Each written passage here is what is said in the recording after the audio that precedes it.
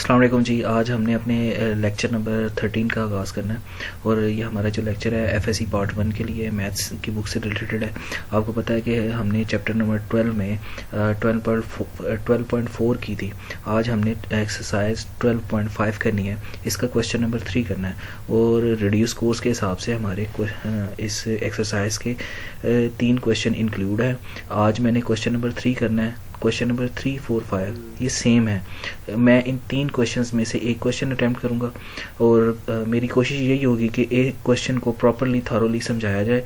बाकी 2 क्वेश्चंस भी बिल्कुल सेम टू सेम ही पैटर्न से सॉल्व होने हैं। और हमें पता है कि चैप्टर नंबर 12 में हमने ओब्लिक्यू ट्रायंगल्स को सॉल्व करने के मेथड्स पढ़े हैं, जिसमें लॉ ऑफ साइन है, लॉ ऑफ कोसाइन है। तो ये इन्हीं 2-3 मेथड्स को यूज़ करते हुए हमने उन क्वेश्चंस को सॉल्व करना है। तो आज हमने क्वेश्चन नंबर 3 का आगाज़ करना है। तो उम्मीद करता हूँ कि आपको पिछला लेक्चर समझ में आया होगा। और आज हम अपनी पहली स्लाइड पे जाते हैं। तो हमारी ये पहली स्लाइड आ गई है जी। ये क्वेश्चन एक्सरसाइज 12.5 का क्वेश्चन नंबर 3 है जी। और क्वेश्चन की स्टेटमेंट है सॉल्व द ट्राइंगल ABC। एक ट्राइंगल है ABC, उसको सॉल्व करना है। देखिए आगे उसने बताया in which A is equal to √3 - 1, B है √3 + 1, gamma is equal to 60 degree.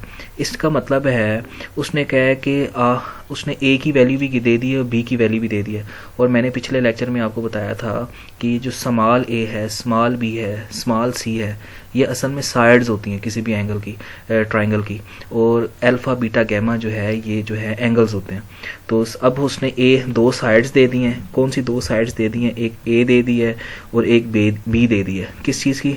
तीसरी कौन सी साइड हमारे पास अननोन है, वो है जी C। उसने एक गैमा दे दिया एंगल। तो इसका मतलब गैमा दिया हुआ है तो 2 एंगल्स हमने और फाइंड करने हैं। कौन कौन से एंगल्स फाइंड करने हैं? एक अल्फा फाइंड आउट करना है और एक बीटा फाइंड आउट करना है। तो जो चीज़ हमने फाइंड आउट करनी है हमने वो लिख ली है। नेक्स्ट स्लाइड में हमने क्या किया? नेक्स्ट स्लाइड में हमने लॉ ऑफ कोसाइन यूज़ किया। लॉ ऑफ कोसाइन का फार्मूला हमने पढ़ा हुआ है पिछले लेक्चर में। तो वो क्या है जी? C² is equal to A² + B² - 2AB cos of gamma. A क्या दिया हुआ है जी? A हमें पता है कि √3 - 1 है। B क्या है जी? √3 + 1 है। गैमा क्या है जी? 60। तो ये मैंने वैल्यूज़ लगाई हैं। ये √-1 का होल स्क्वायर प्लस √3 + 1 का होल स्क्वायर प्लस 2 A की जगह फिर √3 - 1, B की जगह फिर √3 + 1 और cos ऑफ 60। तो इसको मैंने कैलकुलेटर से सॉल्व किया। तो कैलकुलेटर से थॉरली सॉल्व करने के बाद मेरे पास C² किसके बराबर आ गया? 6 के। और अब हमें तो C की वैल्यू सिर्फ चाहिए, तो ये स्केयर नहीं चाहिए। तो मैंने दोनों तरफ अंडरूट ले लिया। तो अंडरूट लेने से C मेरे पास क्या आ गया? √6 किसके बराबर होता है? 2.45। हमेशा याद रखिएगा साइड्स कभी भी नेगेटिव नहीं होती, इसलिए C हमारे पास हमेशा पॉजिटिव ही हमने कंसीडर करना है। तो C किसके बराबर आ गया? 2.45 के। इसी तरह हमने नेक्स्ट पे गए, स्लाइड पे गए आए हैं। इधर हमने लॉ ऑफ साइन यूज़ किया। लॉ ऑफ साइन क्या है जी? A is equal to A over sine alpha is equal to C over sine gamma.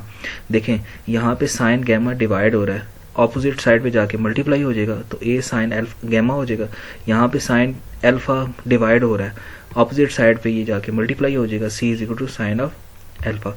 हमें असल में साइन अल्फा की वैल्यू चाहिए। तो साइन अल्फा की वैल्यू चाहिए तो ये C जो है इधर मल्टीप्लाई हो रहा है, इधर आके अपोजिट साइड पे डिवाइड हो जाएगा। तो अब हमारे पास A की वैल्यू क्या है जी? A की वैल्यू थी हमारे पास √3 - 1। साइन गैमा किसके बराबर था? 60 डिग्री के। C हमने अभी फाइंड आउट किया था 2.45।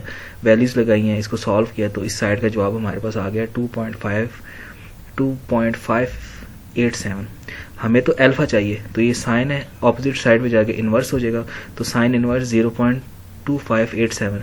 इसको जब हमने कैलकुलेटर से सॉल्व किया तो उसने अल्फा की वैल्यू दे दी हमें 14 डिग्री 59 मिनट्स। अब ये आप इसको 15 डिग्री भी लिख सकते हैं। अगर आप 14 डिग्री 59 मिनट्स भी लिखेंगे तो जवाब गलत नहीं है, जवाब ठीक है आपका। तो उसके बाद हमारे पास लास्ट फार्मूला क्या होता है? Alpha plus beta plus gamma is equal to 180 degree. हमने बीटा की वैल्यू फाइंड आउट करनी थी। अल्फा और गैमा पॉजिटिव हैं इधर, तो इक्वल की दूसरी साइड पे जाएंगे तो नेगेटिव में हो जाएंगे। 180 माइनस अल्फा की अभी पिछली स्लाइड में हमने वैल्यूज फाइंड की है 50 डिग्री। 15 डिग्री माइनस गैमा उसने क्वेश्चन में दिया हुआ था 60 डिग्री। मैंने 180 डिग्री में से माइनस 15 डिग्री माइनस 60 डिग्री जब कैलकुलेटर पे किया तो उसने मुझे आंसर दे दिया beta is equal to 105 degree. तो इसका मतलब है हमने लॉ ऑफ साइन और कोसाइन को यूज़ करते हुए हमने दो एंगल्स भी फाइंड कर लिए हैं और एक साइड भी फाइंड आउट कर लिया है। उम्मीद है कि आपको ये समझ में आया होगा, और अगर आपको किसी जगह पे प्रॉब्लम है या लॉ ऑफ साइन या लॉ ऑफ कोसाइन समझने में मुश्किल पेश आ रही है तो आप कमेंट बॉक्स में मैसेज करके मुझसे पूछ सकते हैं। आज हमने क्वेश्चन नंबर 3 किया है 12.5 का, तो 12.5 का क्वेश्चन नंबर 3 किया है। आपने क्वेश्चन नंबर 4 और 5 भी करना है, वो भी सेम ही पैटर्न के क्वेश्चंस हैं, यही फार्मूले यूज़ होंगे और इसी तरह उन्होंने उन क्वेश्चन को आपने सॉल्व करना है। अगर कहीं पे प्रॉब्लम हो तो आप कमेंट बॉक्स में मुझे मैसेज करके उस कन्फ्यूजन को दूर कर सकते हैं। उम्मीद है कि आपको ये लेक्चर समझ में आया होगा। अल्लाह हाफिज़।